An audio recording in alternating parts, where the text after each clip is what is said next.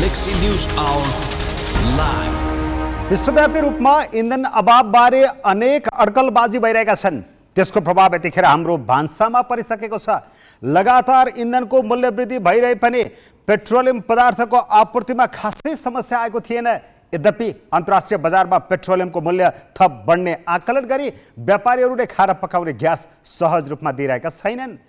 केही दिन अघि मात्र आयल निगमले ग्यासको भाउ बढाए पनि उपभोक्ताले सहजै पाएका छैनन्। रित्ता सिलिन्डर लिएर लामो समय पालो कुर्नु परिरहेको छ। ग्यासको आयात घटेको छैन, बरु अघिल्लो महिनाभन्दा 10%ले बढेको निगमले बताएको छ। तर उद्योगी व्यवसायीले कृत्रिम अभाव सृजना गर्न भएको ग्यास लुकाइरहेका छन्। बढेकै मूल्यमा ग्यास किन्न पनि अझै कति दिन कुर्न पर्ने हो, उपभोक्ता रणभुल्लामा छन्। उपभोक्तालाई निचोर्न यस्ता व्यापारी सामु लम्पसार पर्ने सरकार यसपटक पनि उसै गरी नतमस्तक छ। अत्यावश्यक वस्तुमा व्यापारीले मनोमानी गर्दा पनि कानुनी दायरामा ल्याउन राज्यलाई खै कुन तत्त्वले रोक्छ? ग्यालेक्सी न्युज आवरमा आज हामी यही प्रश्नको उत्तर खोतल्नेछौँ। अर्थतन्त्रका धेरै सूचक ठिकठाक रहेको सरकारी दलिल कति यथार्थपरक छ भन्ने पनि हामी जाँच्नेछौँ।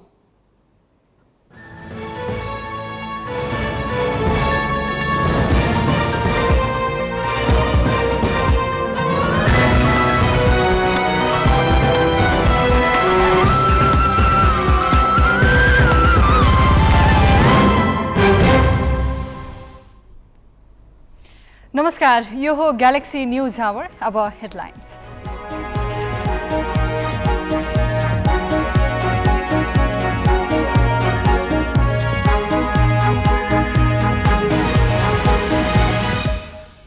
स्थानीय निर्वाचनका लागि दलहरूमा उम्मेदवारीको कसरत। सत्ताधारी दल बीच 25 जिल्लामा तालमेलको सहमति। एमालेमा धमाधम सिफारिस। अर्थतन्त्र सङ्कटमा नरहेको सरकारको प्रष्टोक्ति। रेमिट्यान्स पर्यटक र विदेशी लगानी बढ्न थालेको दाबी। अर्थमन्त्री भन्छन् देश श्रीलङ्का बन्छ भन्नेहरू राष्ट्रघाती हुन्। गभर्नरमाथि छानबिन गर्ने निर्णय कानुन सम्बद्ध भन्दै सरकारद्वारा बचाउ। अनुत्पादित क्षेत्रमा कर्जा विस्तार हुँदा पनि नियन्त्रण नगरेको आरोप। खाना पकाउने ग्यासको मूल्य बढाउँदा पनि उपभोक्तालाई दिन व्यापारीको आनाकानी। आयल निगम भन्छ अभाव छैन, 10% आयात बढाइएको छ। र पाकिस्तानको नयाँ प्रधानमन्त्रीमा शहबाज शरीफ निर्वाचित। इमरान खानको दल पीटीआईद्वारा मतदान बहिष्कार।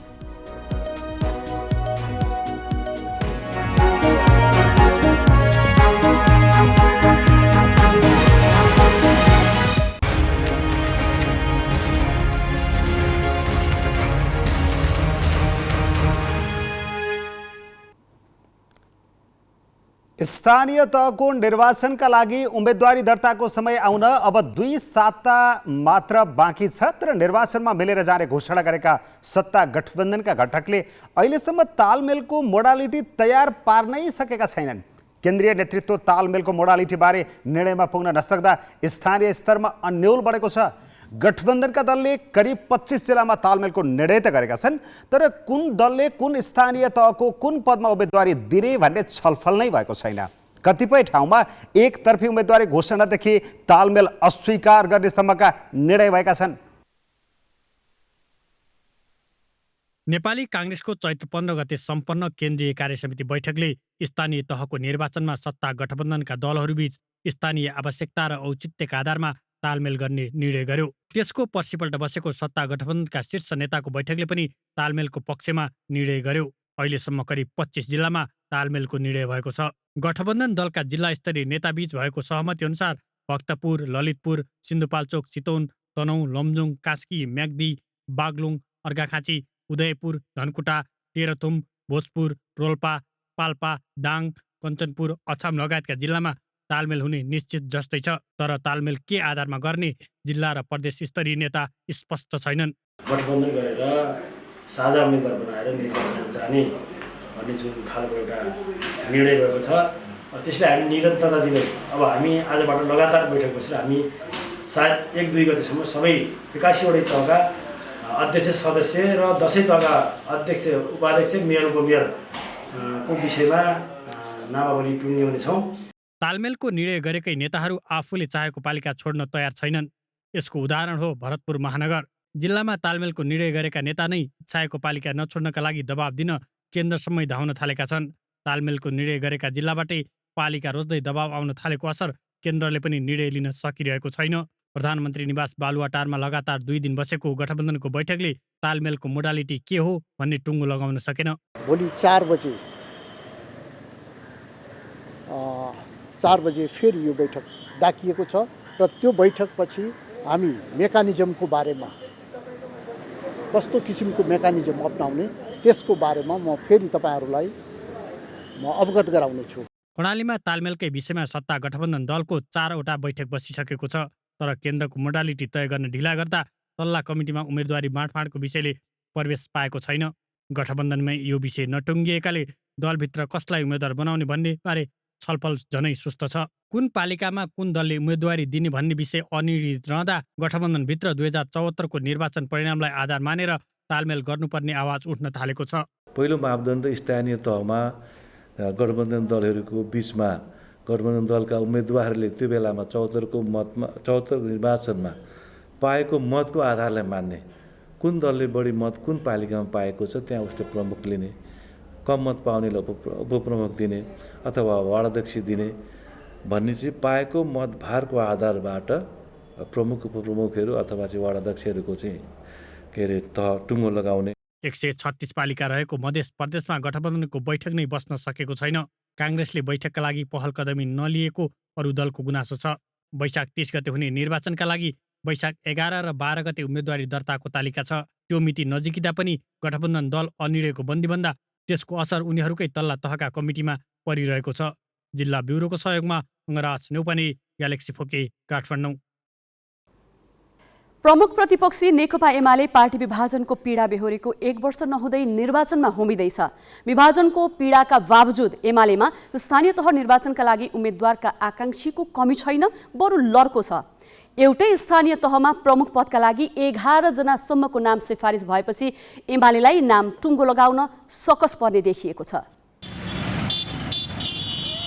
3 चरणमा भएको 2074 को स्थानीय तहको निर्वाचनमा एमालेले 753 तहमै उम्मेदवारी प्रस्तुत गरेको थियो। त्यतिबेला काठमाडौँ र ललितपुर महानगरपालिकामा राप्रपासँग तथा विराटनगरमा विजय कुमार गच्छदार नेतृत्वको तत्कालीन फोरम लोकतान्त्रिकसँग तालमेल गरेको एमालेले लमजुङका स्थानीय तह र तनहुँको ब्यास नगरपालिकामा माओवादी केन्द्रसँग सहकार्य गर्यो। माओवादीले धेरैतिर काङ्ग्रेससँग गठबन्धन गरेको थियो।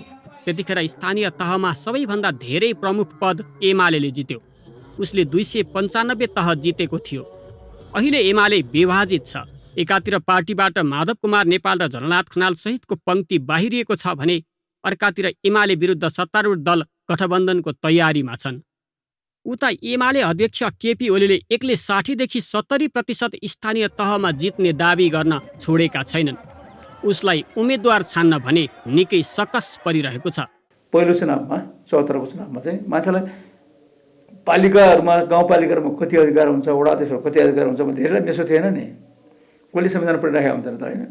एकखालको चाहिँ गाविस जस्तै होला, अलिअलि बढी अधिकार हुन्छ होला, पैसा अलिक बढी आउँछ होला भन्ने मात्रै थियो। तर अब गाउँपालिकाको या नगरपालिकाको या चाहिँ उपमहानगर या महानगरपालिकाको वडा अध्यक्षहरूको काम चाहिँ यति धेरै, त्यो त 365 दिनको 365 दिनै क्रियाशील हुनुपर्छ, अफिसमा जानुपर्छ त्यो मान्छे। अनि तपाईँको बजेट पनि एउटा निश्चित राम्रै बजेट आउँछ। अनि तपाईँको कतिपय कुरोमा चाहिँ ऐन कानुनको लागि चाहिँ उसले त्यो सुझावहरू दिन सक्ने भयो, विधिहरू उद्भव हुन सक्ने भयो त्यहाँ होइन। त्यसले गर्दाखेरि चाहिँ अझ वडा अध्यक्ष र वडा सदस्यहरू पनि अहिले प्रतिस्पर्धा ज्यादा छ। आकाङ्क्षीहरूको चाहिँ सङ्ख्या एकदम धेरै देखिया। एमाले उम्मेदवारी सुझाव र सिफारिस प्रक्रिया टुङ्ग्याउन चैत मसान्तसम्मको सीमा तोकेको छ।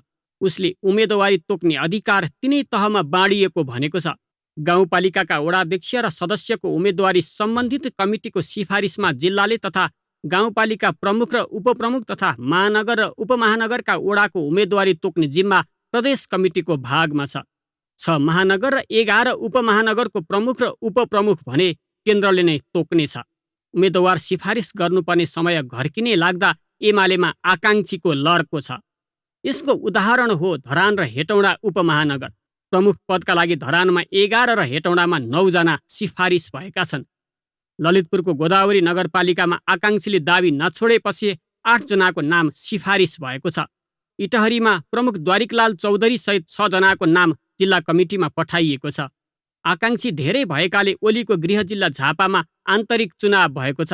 हामीले स्थानीय कमिटीहरूलाई नै त्यहाँ शक्ति, प्रभाव, उपस्थिति, आवश्यकताको हिसाबले चाहिँ कुराहरू गर्न सकिन्छ भनेर भनेका छौँ।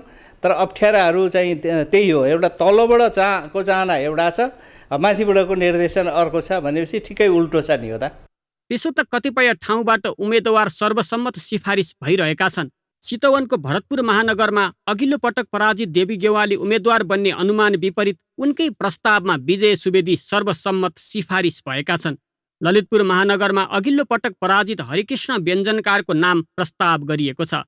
जनकपुर उपमहानगरमा पनि एमाले सर्वसम्मत रूपमै उम्मेद्वारको नाम सिफारिस गरेको छ। उम्मेद्वार सिफारिसका लागि काठमाडौँ महानगर कमिटीको बैठक मङ्गलबारका लागि तय गरिएको छ। आकाङ्क्षीहरूले आफ्नो नाम सिफारिस गराउन लबिङ बढाएका छन्। अधिकांश स्थानीय तहमा धेरै सङ्ख्यामा सिफारिस भएकाले निर्णय गर्न एमाले त्यति सहज देखेको छैन। भेग, क्षेत्र, समुदाय सबैलाई मिलाउनु पर्ने पनि छ। हाम्रो पुरानो कार्यकर्ता, नयाँ कार्यकर्तालाई हेर्नुहोस् होइन। अनि अलिकति चाहिँ तपाईँको फेरि त्यो सबै मिलाउँदाखेरि हामीलाई कठिन चाहिँ एकदम फलामकै चिउरा चपाउनु सरह छ। एमाले यसपालि उम्मेदवारको टिकट नपाउनेहरूले रुष्ट भएर पार्टी छोड्लान् भन्ने त्रासमा भने छैन। पार्टीबाट अलग भएका नेताले बनाएको नेकपा एकीकृत समाजवादी सत्ता गठबन्धनमा रहेका काङ्ग्रेस, माओवादी र जनता समाजवादीसँग तालमेलको तयारीमा रहेकाले रुष्ट हुनेहरूले एकीकृत समाजवादीमा जाने बित्तिकै टिकट पाउन नसक्ने एमालेको बुझाइ छ। क्यामेरामा सञ्जय घिमिरेका साथ अक्षर काका, ग्यालेक्सी फोके, काठमाडौँ। उम्मेद्वारका आकाङ्क्षी धेरै हुनु र आन्तरिक प्रतिस्पर्धा पनि बढ्नु लोकतन्त्रको सुखद पक्ष हो। तर आकाङ्क्षी टुङ्गो लगाउँदा लोकतान्त्रिक प्रक्रिया अपनाइन्छ कि निश्चित नेताको प्राधिकार वा स्वार्थ र सम्बन्ध हावी हुन्छ भन्ने चाहिँ अर्को समीक्षाको विषय हो। अपेक्षा गरौँ दलभित्रबाट लोकतन्त्रको अभ्यास हुनेछ। अब केही न्युज संक्षेपमा। निर्वाचन आयोगले नेपाली काङ्ग्रेसका नेता शशाङ्क कोइरालासँग स्पष्टीकरण मागेको छ। कोइरालाले 2074 को प्रतिनिधि सभा निर्वाचनमा सीमाभन्दा 24 गुणा बढी खर्च गरेको अभिव्यक्ति दिएपछि आयोगले उनीसँग स्पष्टीकरण मागेको हो। कोइरालाले शनिबार काठमाडौँमा एक सार्वजनिक कार्यक्रममा 2074 को निर्वाचनमा आफूले 6 करोड रुपैयाँ खर्च गरेको अभिव्यक्ति दिएका थिए। आयोगले त्यतिखेर उम्मेद्वारका लागि 25 लाख रुपैयाँको सीमा तोकेको थियो। कोइरालाले आयोगमा भने 21,75,000 रुपैयाँ खर्च भएको विवरण पेश गरेका थिए। आयोगले कोइरालासँग खर्चको यथार्थ जानकारी सहित 7 दिनभित्र जवाफ दिन भनेको छ। आयोगले निर्वाचन आचार संहिता उल्लङ्घन गरेको आरोपमा नेकपा एकीकृत समाजवादीसँग स्पष्टीकरण सोधेको छ। काठमाडौँको भ्रिकुटी मण्डपमा शनिबार गरेको जनसभामा आचार संहिता उल्लङ्घन गरेको उजुरी परेपछि आयोगले एकीकृत समाजवादीसँग 3 दिनभित्र जवाफ मागेको हो। आयोगले 28 जिल्लाका लागि आवश्यक पर्ने 45 लाख भन्दा बढी मतपत्र छापिसकेको जानकारी दिएको छ। नेकपा एकीकृत समाजवादीका अध्यक्ष माधव कुमार नेपालले नेकपा एमालेका अध्यक्ष केपी शर्मा ओलीलाई जर्मन तानाशाह हिटलरसँग तुलना गरेका छन्। एकीकृत समाजवादीले आज पर्वतमा आयोजना गरेको कार्यकर्ता प्रशिक्षण कार्यक्रममा अध्यक्ष नेपालले ओलीलाई हिटलरसँग तुलना गरेका हुन्। नेपालले एमालेबाट अलग भएर आफूहरूले नयाँ पार्टी निर्माण गर्नलाई आँटिलो काम भएको बताएका छन्। अहिले 10 भाइ पिल्चिएर रुनु न हाँस्नु भएर बसिरहेको जिकिर गर्दै उनले आँट नगरेको भए उनीहरूकै जस्तो हालत हुने बताए। मालपोत कार्यालय धनुषाका निमित्त प्रमुख सुनिल कुमार झा 5 लाख रुपैयाँ घुससहित पक्राउ परेका छन्।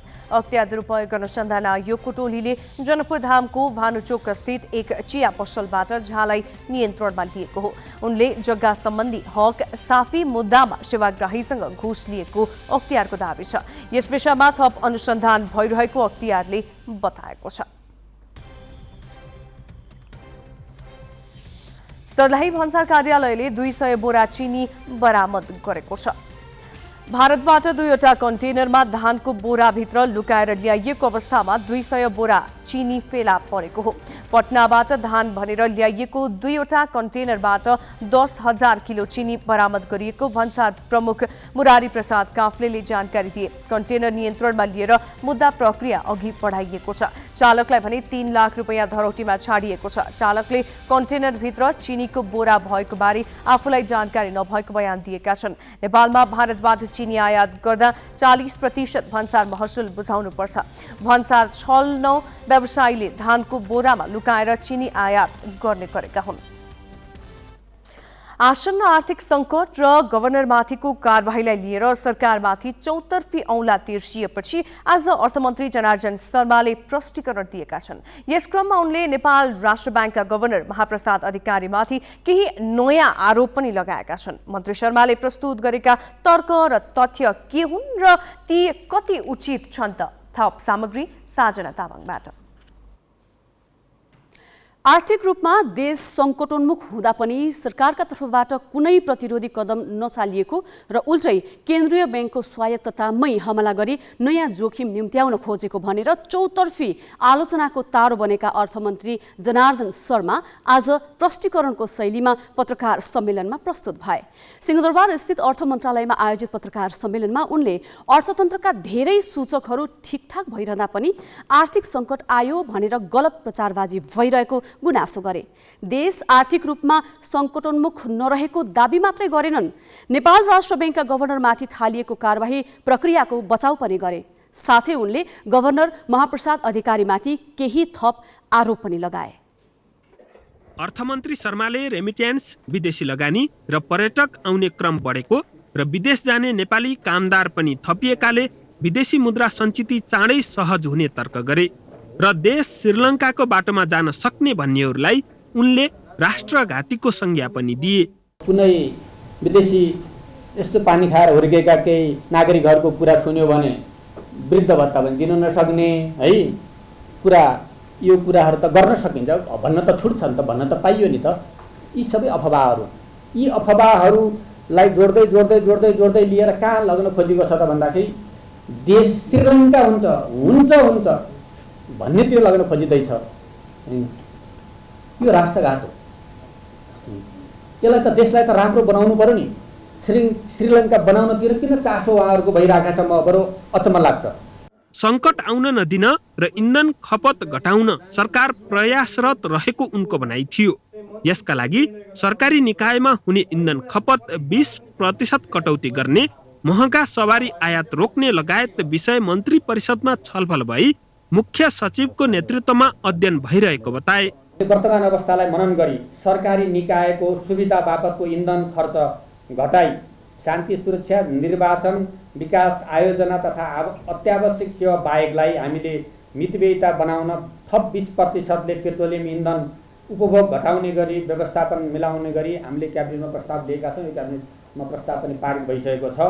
सुरुमा कर्जा विस्तार हुनुलाई आर्थिक गतिविधि बढेको भनेर अर्थ्याएका मन्त्री शर्माले त्यही मञ्चमा अनुत्पादक क्षेत्रमा अनियन्त्रित रूपमा लगानी भएकोमा भने चिन्ता व्यक्त गरे र यसमा अर्थ मन्त्रालय दोषी नभएको स्पष्टीकरण दिँदै साङ्केतिक रूपमा नेपाल राष्ट्र बैङ्कका गभर्नर महाप्रसाद अधिकारीतिर औँला सोझ्याए। अनुत्पादक क्षेत्रमा अनियन्त्रित कर्जा विस्तारलाई नियन्त्रण गर्न नसकेकाले पनि गभर्नरमाथि कारबाही गर्नु परेको उनको सङ्केत थियो। 19% को लक्ष्य हामीले राखेका थियौँ। कर्जा प्रवाह 32% पुग्यो। अब यो विस्तार हुँदा यसलाई समयमै नियन्त्रण गर्नुपर्ने, नियमन गर्नुपर्ने आवश्यकता हो कि होइन? यो अर्थ मन्त्रालयले गर्दैन। यो राष्ट्र बैङ्ककै काम हो। त्यसकारणले अब यो यति वृद्धि भयो र त्यो सबै गएर फेरि वस्तु आयात गर्नेमा पनि बढी खर्च भयो। त्यत्रो ऋण गइसकेपछि उत्पादन क्षेत्रमा त्यसले के योगदान गर्नु पर्थ्यो? ऋणको प्रवाह हेरेर उत्पादन क्षेत्रको योगदानको कुरा हेऱ्यो भने त्यो कुराको तालमेल कहीँ छैन। मौद्रिक नीतिमा कर्जा प्रवाह लक्ष्य 19% सीमित गर्ने भनिए पनि 32% पुग्दा समेत नियन्त्रण गर्न नसकेको आरोप लगाए। गभर्नर माथिको कारबाहीमा सरकारको नियतमाथि प्रश्न उठिरहेका बेला मन्त्री शर्माले सरकारको कदम कानुन सम्मत रहेको र छानबिन समितिको प्रतिवेदन आएपछि धेरै कुरा प्रष्ट हुने बताए। यो हामीले राष्ट्र बैङ्कको ऐनको प्रावधान अनुसार नै हामीले गरेका हौँ।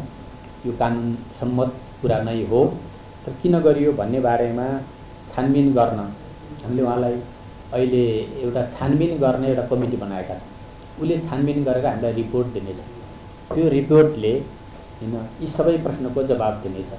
त्यसकारण छानबिन कमिटी गठन भएको हुनाले छानबिन कमिटीलाई काम गर्न दियो भने 1 महिनाभित्र सबै कुराहरू तपाईँहरूको सामु आउँछ। मन्त्री शर्माले सहुलियत कर्जा 1,53,69 करोड रुपियाँ प्रवाह भएको तर त्यो कहाँ प्रयोग भयो भन्ने आफूलाई जानकारी नभएको बताए। यसमा पनि उनले गभर्नरमाथि नै प्रश्न उठाएका थिए। क्यामेरामा जय तामाङका साथ चिरञ्जीवी भट्टराई, ग्यालेक्सी फोके, काठमाडौँ। अर्थमन्त्री जनार्दन शर्माले आज पत्रकार सम्मेलनमा प्रस्तुत गरेका तथ्याङ्क र तर्क कति यथार्थपरक छन् भनेर हामीले अर्थशास्त्री अच्युत वाग्लेसँग सोधेका छौँ। राजनीतिक आरोप प्रत्यारोप हो। चुनाव आएको बेलामा सबै तैँले बिगारिस् मैले राम्रो गरेँ, कसैले पनि राम्रो गरिदिएको भए हामी अवस्थामा हुँदैन थियौँ नि। यो कुरा त मान्नु पर्यो सबैले कि हामीले गर्न सकेनौँ भन्ने सबै पार्टीले एक्सेप्ट गर्नु पर्यो। त्यसो भएर हामीलाई पनि मिडियालाई पनि रमाइलो के हुनु भएन भने फलानेले यसो भनेको थियो फलानेले उसो भन्यो भने होइन। कुनै पनि राजनीतिक दलले त्यो संवेदनशीलताका साथ काम गरेनन्। अर्थमन्त्री शर्माले त्यो एउटा वाक्यमा त्यसो भने सुने मैले, तर उहाँकै तथ्याङ्कमा 1291 अर्ब रुपियाँ व्यापार घाटा भयो। त्यो त्यति व्यापार झन्डै 1500 अर्बको आयात गर्दाखेरि 1450 अर्बको आयात गर्दाखेरि हामीले चाहिँ नि 160 अर्बको मात्रै निर्यात गर्न सकेका छौँ। त्यो पनि उही भटमासको तेल र पाम आयलको निर्यात हो, जसमा मुस्किलले कति पर्सेन्ट 10% पनि मूल्य अभिवृद्धि भएको हुँदैन। त्यो उहाँले स्वीकार गर्नुभएको छ।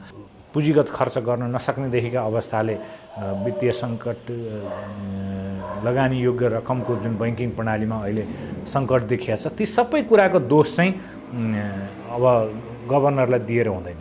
र त्यो गभर्नर व्यक्ति महाप्रसाद अधिकारीको औचित्य के गर्यो गरेन भन्ने कुराको होइन। अबका दिनमा यो क्रम यो नजिरलाई कायम राखियो भने केन्द्रीय बैङ्कको स्वायत्तता नष्ट भएर जान्छ र कहीँ न कहीँ मलाई लाग्छ त्यो एउटा संस्था सबल संस्थाको रूपमा रहिराखेर नष्ट पहिले गरिदिनुपर्छ भन्ने मनसायले त्यसपछि मात्रै आफ्ना स्वार्थहरू राजनीतिक नेतृत्वले आफ्ना स्वार्थ भनेको आफ्ना अस्वाभाविक स्वार्थहरू भन्छु म त्यसलाई पूर्ति गर्न सकिन्छ भन्ने मनसायले सोचेको हो कि यदि त्यसरी सोचेको हो भने निकै डरलाग्दो अवस्था हो। आजै नेपाल राष्ट्र बैंककी कामु गभर्नर नीलम ढुङ्गानाले भने तरलता अभाव र अन्य वित्तीय अवस्था सहज नभएको बताएका छिन्। उनले सधैँ सामान्य अवस्था नहुने भन्दै धैर्य रहन आग्रह पनि गरिन्।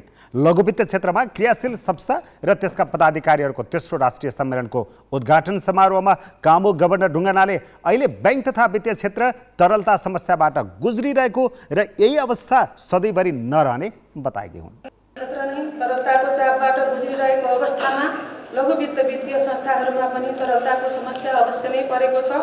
ब्याज दरको समेत समस्या छ भन्ने चाहिँ बहस पनि जारी नै छ। लघु वित्तले मात्रै होइन, समग्र अर्थतन्त्रले समग्र जनताले नै पीडा भोग्नु परेको हामी सबैलाई जानकारी नै छ। त्यसैले यो सधैँभरि सहज परिस्थिति हुँदैन, व्यापार चक्रको पनि साइकल हुन्छ। त्यो रूपमा चाहिँ हामीले बुझेर चाहिँ धैर्यता पनि लिनु आवश्यक छ जस्तो मलाई लाग्छ। निश्चय नै स्थिति सुधार हुन्छ।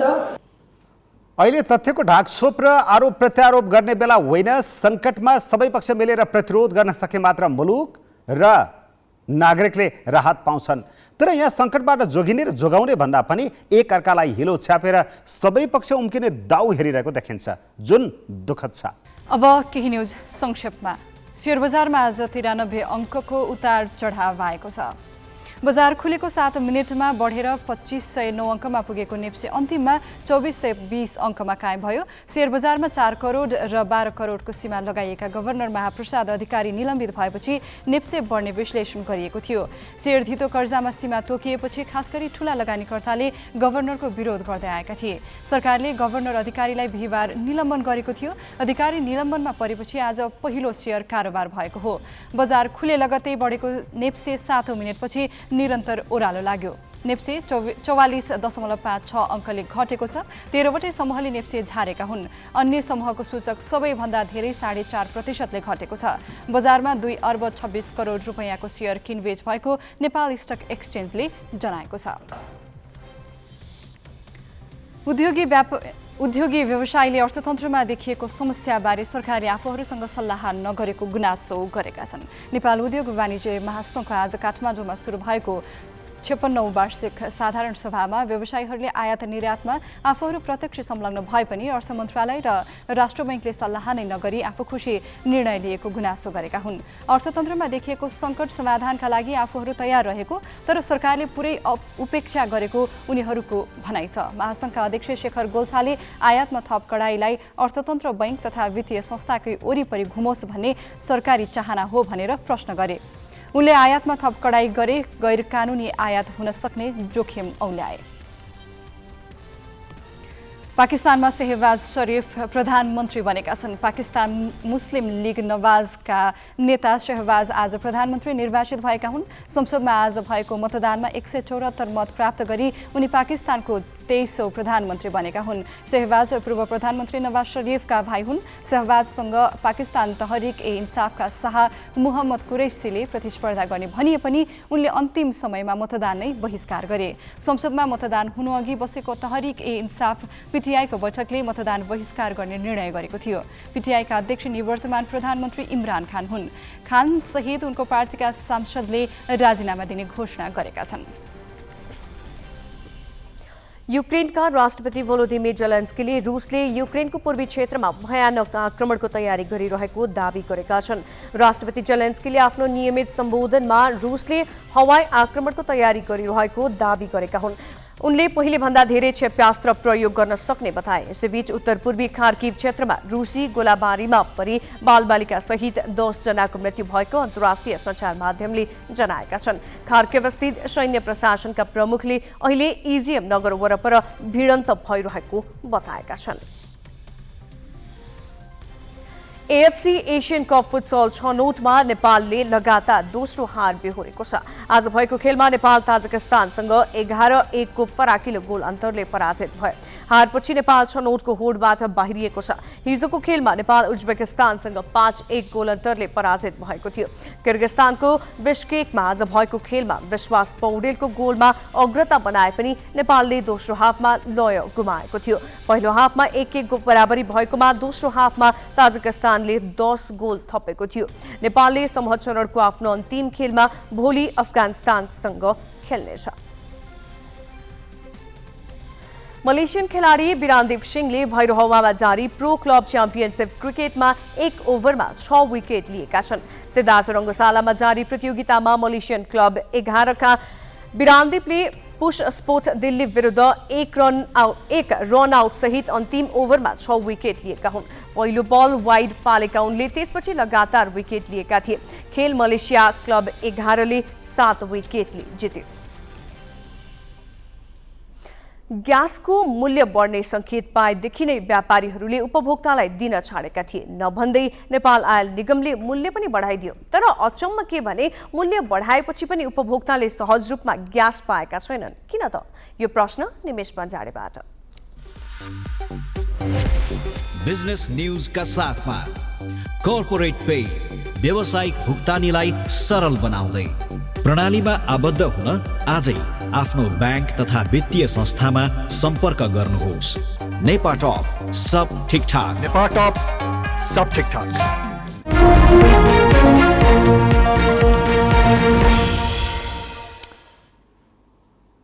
अहिले अन्तर्राष्ट्रिय बजारमा प्राकृतिक ग्यासको मूल्य 14 वर्ष यताकै उच्च बिन्दुमा छ। यही कारण जनाउँदै आयल निगमले नेपालमा पनि अरू पेट्रोलियम पदार्थसँगै खाना पकाउने ग्यासको पनि भाउ बढाएको छ। तर व्यापारीले भाउ बढेपछि पनि उपभोक्तालाई सहज रूपमा ग्यास दिइरहेका छैनन्। जबकि निगमले अघिल्लो महिनाभन्दा 10% आयात बढाएकाले अभाव हुनै नपर्ने बताएको छ। त्यसो भए ग्यास उद्योगी र व्यापारीले किन उपभोक्तालाई ग्यास दिन आनाकानी गरिरहेका छन् त? अहिले खाना पकाउने ग्यास सकियो र तत्कालै किन्न खोज्नुभयो भने सहजै नपाउन सक्नुहुन्छ। किनभने व्यापारीले भन्ने बित्तिकै ग्यास दिइरहेका छैनन्। कतिपय उपभोक्ताले 15 देखि 20 दिनसम्म पालो पर्खिँदा पनि ग्यास नपाएको बताएका छन्। उद्योगी व्यापारीले लुकाएको हुन सक्ने आम उपभोक्ताको बुझाइ छ। ग्यासको त अब अहिले भन्ने हो भनेदेखि 10-15 दिन 20 दिनसम्म कुर्नु परेको छ, तै पनि पाइरहेको छैन। गयो हामीले भन्यो कतिचोटि भनिसक्यो ग्यास आएको छैन भन्छ, ग्यास आएको छैन भन्छ, भरे आउनुहोस् भन्छ, भोलि आउनुहोस् भन्छ, यसरी आउँछ भन्छ, अझसम्म पाइरहेको छैन। हामीले 3 दिन भयो ग्यासको लागि धाउँदै गरेको, तर ग्यास हामीले पाइरहेको छैनौँ। हामीलाई यो लाग्छ कि यो व्यापारीहरूले चाहिँ ग्यासहरू लुकाएर पछि जुन सर्टेज हामीलाई अब बाहिरबाट ल्याउनको लागि आयात हुन्छ नि, त्यो रोकिसके पछाडि चाहिँ उनीहरूले चाहिँ यो ग्यास चाहिँ अलिक महँगो भाउमा बेच्न पाउँछ नि त, उनीहरूले महँगो दाममा बेच्न पाउँछ। यसअघि झन्डै 1 महिनासम्म ग्यास र पेट्रोलियम उद्योगी तथा व्यापारीले कमिसन बढाउन माग राखी विभिन्न चरणमा पेट्रोल, डिजेल र ग्यास बिक्री वितरण गर्न बन्द गरेका थिए। गत चैत 19मा उनीहरूको माग क्रमशः सम्बोधन गर्न नेपाल आयल निगम तयार भयो। निगमले ग्यासमा प्रति सिलिन्डर 25 रुपैयाँ मूल्य पनि बढायो, तर पनि व्यापारीले उपभोक्तालाई सहजै ग्यास दिएका छैनन्। जबकि आयल निगमले गत महिनाको तुलनामा अहिले 10% ग्यास आयात बढाएको बताएको छ। निगमका प्रवक्ता विनित मणि उपाध्यायका अनुसार व्यापारीले ग्यास वितरण रोकेकै बेला पनि गत महिना भारतबाट 34,000 टन आयात गरिएको थियो। यति हुँदा पनि व्यापारीहरू भने ग्यासको आयात नै घटिरहेको दावी गरिरहेका छन्। डलरको सञ्चित पनि एकदम कम घटेर गयो। त्यसले गर्दाखेरि राष्ट्र ब्याङ्कले नेपाल आयल निगमलाई हामीले सञ्चार माध्यममा सुने अनुसार चाहिँ आपूर्ति अलिकति कम गर्नका निम्ति पनि निर्देशन दिएको छ र इन्डियन ओइल कर्पोरेसनलाई हामीले चुक्ता गर्नुपर्ने पैसा पनि अहिले तत्काल चुक्ता गर्न सक्ने परिस्थिति छैन, जसले गर्दाखेरि आउनुपर्ने मात्रामा नआइसकेपछि स्वाभाविक अभाव देखिन्छ। अन्तर्राष्ट्रिय बजारमा इन्धनको मूल्यमा भइरहेको वृद्धिसँगै ग्यासको भाउ बढ्ने भएपछि व्यवसायीले आपूर्ति घटाएर कृत्रिम अभाव सिर्जना गरिरहेको देखिन्छ।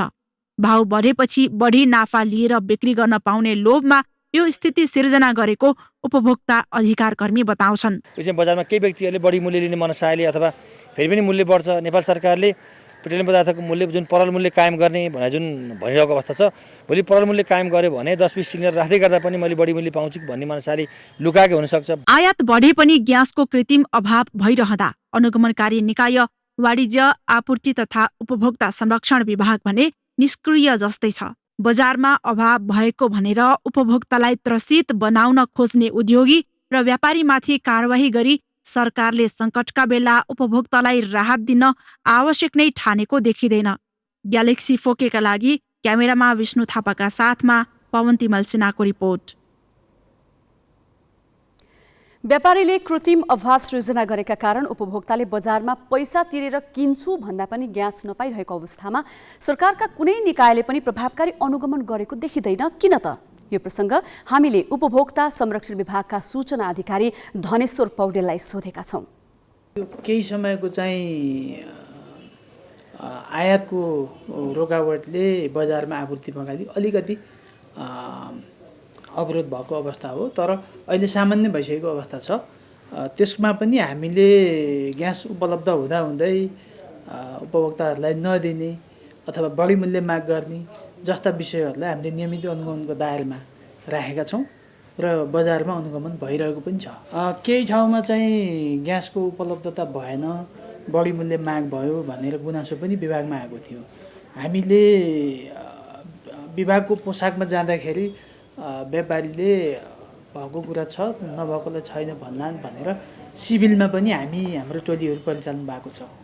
एउटा उपभोक्ता बनेर पसलहरूमा जानेर यदि बाहिर उसले छैन भन्छ र भित्र सञ्चय गरेको अवस्था छ भने त्यो हेर्नको लागि सिभिलमै हाम्रा कर्मचारीहरू परिचालन हुनुभएको छ। त्यस्तो अवस्था पाइयो भने तत्काल हामी कारबाही गर्छौँ। हामीले त्यसरी नै अहिले अनुगमन गरेका छौँ र खास त्यस्तो पाइएको छैन र नियमित उपभोक्तालाई दिने र बाहिरकोलाई अलिकति अहिले आपूर्ति कम भएको कारणले दिन सकिएन भन्ने केही कुराहरू चाहिँ पाइएको छ। मूल्य अनुगमन गर्ने विभागको कार्यक्षेत्रकै विषय हो। हामीले आपूर्ति प्रणाली र मूल्य सँगसँगै हामी हेर्छौँ। विश्व बजारमा आपूर्ति प्रणाली रसिया र युक्रेनको युद्धका कारण प्रभावित भएको कारणले पेट्रोलियम पदार्थ लगायत आयातित वस्तुहरूको मूल्य वृद्धि भएको कारणले मूल्य बढेको चाहिँ अवश्य हो। सबै कुरामा सत्यता छ कि छैन र पुरानो स्टकलाई पनि नयाँ बहाना बनाएर बढी मूल्य लिने प्रवृत्ति पनि छ कि बजारमा भनेर हामीले त्यो एङ्गलबाट पनि अनुगमन गरिरहेका छौँ र त्यस्तो पाइयो भने हामी तत्काल कारबाही गर्छौँ र आम व्यवसायीहरूले पनि के बुझ्नु जरुरी छ भने यो सङ्कटको बेला आफ्नो नियमित नाफा जति पहिला लिइराख्नु भएको थियो त्यही अनुसार चाहिँ व्यवसाय गर्नु पनि हामी अनुरोध गर्छौँ र यो बेला बाह्य बाहना बनाएर बढी मूल्य लिने असुल्ने प्रवृत्तितिर जानुभयो भने उहाँहरूलाई हामी कारबाही गर्छौँ। विभाग छ भन्ने कुरा उहाँहरूले पनि बुझ्नु जरुरी छ। अब पालो सही कि गलतको।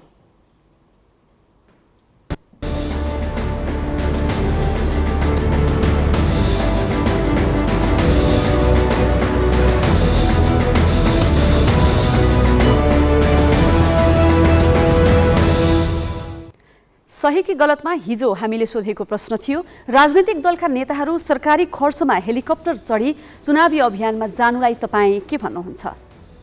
ग्यालेक्सी एपमा सहीको पक्षमा 0% र गलतको पक्षमा 100% मत प्राप्त भएको छ। मत व्यक्त गर्नुहुने सम्पूर्ण दर्शकलाई धन्यवाद। अब आजको प्रश्न, विदेशी चलचित्र प्रदर्शनमा कडाई गर्नुपर्ने नेपाली चलचित्रकर्मीको माग तपाईलाई कस्तो लाग्यो? तपाईले आफ्नो मत ग्यालेक्सी 4K टिभी एपमा गएर राख्न सक्नुहुन्छ। यसको अन्तिम परिणाम भोलिको न्युज आवरमा प्रसारण गरिनेछ। Galaxy app Google play store र एप स्टोरबाट डाउनलोड गर्न सक्नुहुन्छ।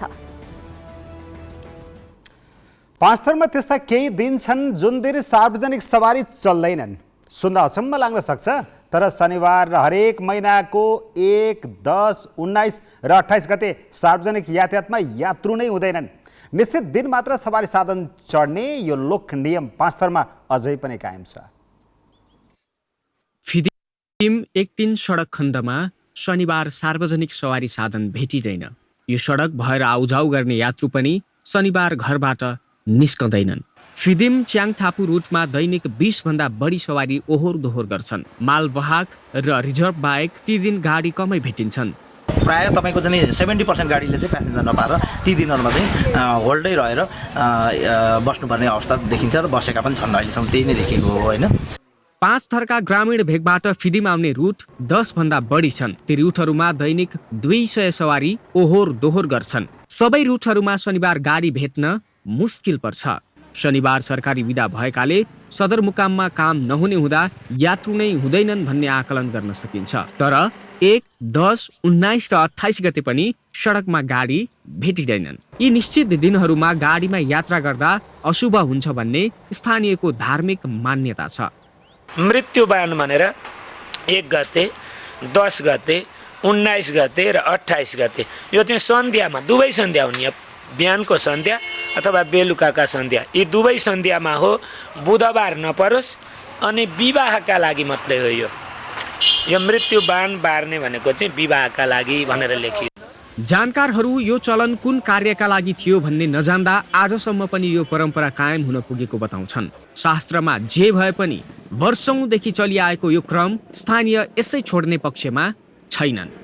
र यो चाहिँ ज्योतिष कुराहरूलाई चाहिँ विशेष गरेर मानिसहरूले मान्ने पनि गर्छन् र त्यसमा मलाई पनि लाग्छ यो यी गतेहरू जस्तो 1 गते, 10 गते, 19 गते र 28 गते चाहिँ हो कि जस्तो लाग्छ। अब कतिपय कुराहरू चाहिँ अब भवितव्य कुराहरू पनि हुन सक्छन्, तर धेरै मान्छेको विश्वास चाहिँ त्यो छ र मलाई पनि जहाँसम्म यो हो नै जस्तो लाग्छ।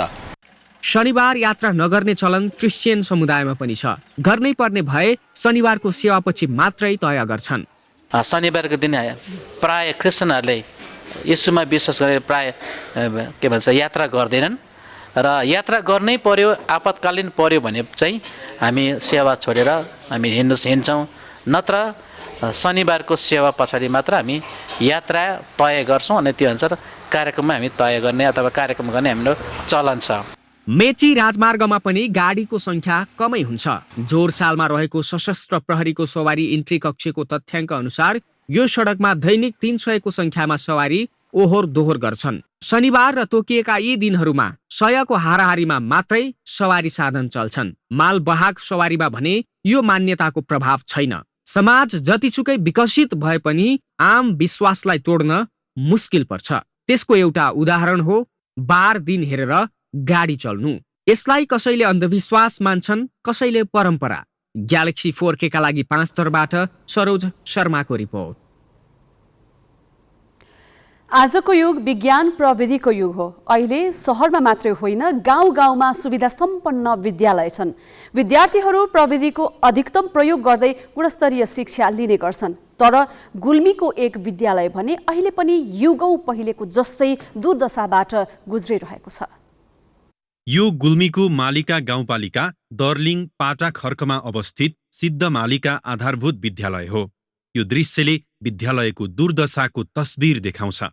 विद्यालयमा गतिलो संरचना नहुँदा विद्यार्थी शिक्षक टिनको छाप्रोमा बसेर पढ्न पढाउन बाध्य छन्।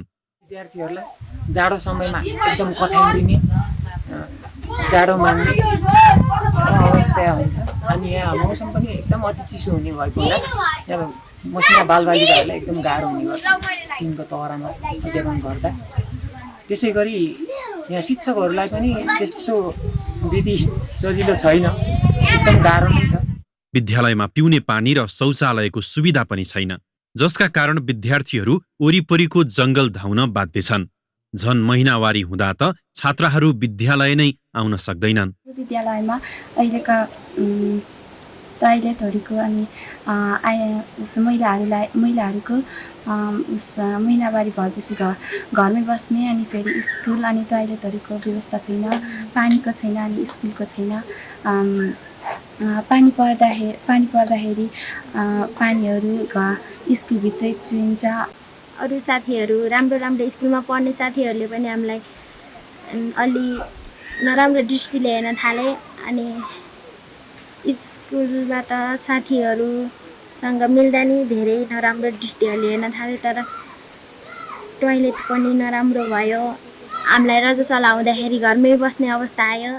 सदरमुकाम तमघासबाट करिब 50 किलोमिटरको दूरीमा रहेको विद्यालयमा पुग्न पैदल हिँड्नुको विकल्प छैन।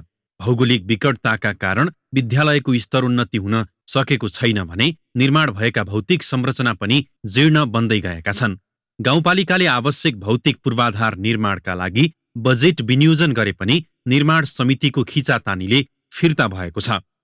हामीले हजुरहरूले बजेट दिनुभएको थियो, सायद त्यो बजेट उहाँबाट फर्काउने गरे। यहीँकै जनताले यहीँकै इष्टमित्रहरूले यहाँ आउने जनता यहाँ स्कुल फलानाहरूले गर्न लाग्यो भनेर फेरि दिने, मुद्दा हालिदिने, हरेक चिज गर्नुभयो। अर्थमा मुद्दा दिनुभयो, दुःख पाउनुभयो, सरहरू आएर हेर्नुभयो। उहाँका जाने हामीले सामान केही नै हामीले चाहिँ नदेखायो, हामीलाई लगेर पोखरेर थुनाउने गराएका थिए यहीँका चाहिँ जनताहरूले। 2065 सालमा 20 जना बालबालिकाबाट पठन पाठन सुरु भएको विद्यालयमा अहिले 150 भन्दा बढी विद्यार्थी छन्। तर दिन प्रतिदिन जीर्ण बन्दै गएको विद्यालय भवनभित्र उनीहरूको भविष्य पनि कतै अन्धकारमा धकेलिने त होइन, अभिभावक चिन्तित छन्। ग्यालेक्सी फोकेका लागि गुल्मीबाट अजय खड्काको रिपोर्ट। जलवायु परिवर्तनको असर आम मानिसको जीवनसम्म पुगेको छ। अनावृष्टि तथा अतिवृष्टि, बाढी तथा पहिरोलाई जलवायु परिवर्तनको असरसँगै राखेर हेर्न थालिएको छ। हिम श्रृङ्खला रित्ता हुन थालेका छन्, हिम नदी पग्लिन थालेका छन्, पानीका मुहान सुकिरहेका छन्। इटलीको पर्यटकीय क्षेत्रमा रहेको एउटा ताल पनि सुकेको छ। जलवायु परिवर्तनको मुख्य असर हिमाल, नदी तथा तालहरूमा देखिन थालेको छ। हिमाल पग्लेर काला पत्थरमा परिणत भएका छन्, नदी र ताल सुकेका छन्। यसैको एउटा पछिल्लो उदाहरण बनेको छ इटालीको उत्तर पश्चिमी क्षेत्र पिडमोन्टको सेरेसोल रियलमा रहेको सेरेसोल ताल। हिमालको नजिकै रहेको यो ताल सुकेको छ। समयमै वर्षा नहुँदा पानीको मूल सुकेपछि सेरेसोल ताल सुकेको हो। आल्प्सको ग्रान्ड प्याराडिसो राष्ट्रिय निकुञ्जमा पर्यटकका लागि आकर्षणको रूपमा लिइने सेरेसोल ताल अहिले ताल जस्तै देखिन्न, देखिन्छ त केवल सुक्खा जमिन जस्तो।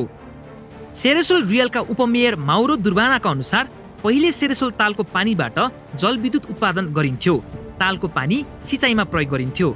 ताल नै सुकेपछि विद्युत उत्पादन बन्द भएको छ भने सिँचाइका लागि पनि पानी छैन। नजिकको हिमालमा हिउँ नपर्नु र गर्मी बढ्नु लगायतका कारणले ताल सुकेको हो। सेरेसोल तालमा पानी पूर्ण रूपमा सुकेको यो पहिलो पटक हो। डिफ्रेन्ट स्नो नामक वातावरणीय सङ्घ लेगाम्बियनको प्रतिवेदनका अनुसार आल्प्सको तापक्रम विश्वको औसत भन्दा दोब्बर गतिमा बढिरहेको छ। 10 वर्ष यता हिउँ पर्ने क्रम पनि घटिरहेको छ।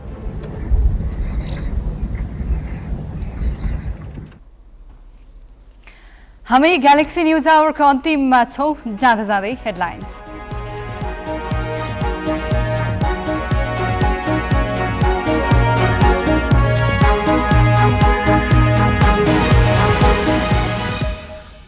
स्थानीय निर्वाचनका लागि दलहरूमा उम्मेदवारीको कसरत। सत्ताधारी दलबीच 25 जिल्लामा तालमेलको सहमति।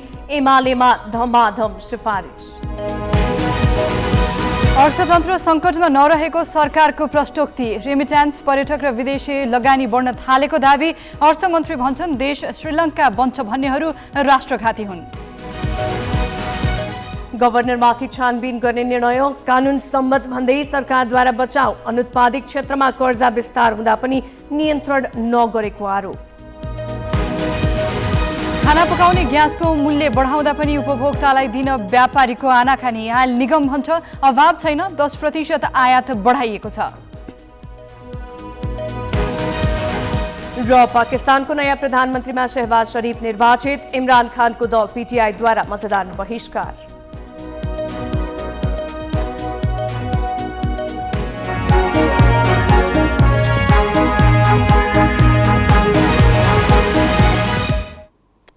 आजलाई ग्यालेक्सी न्युज आवर सकियो। नमस्ते।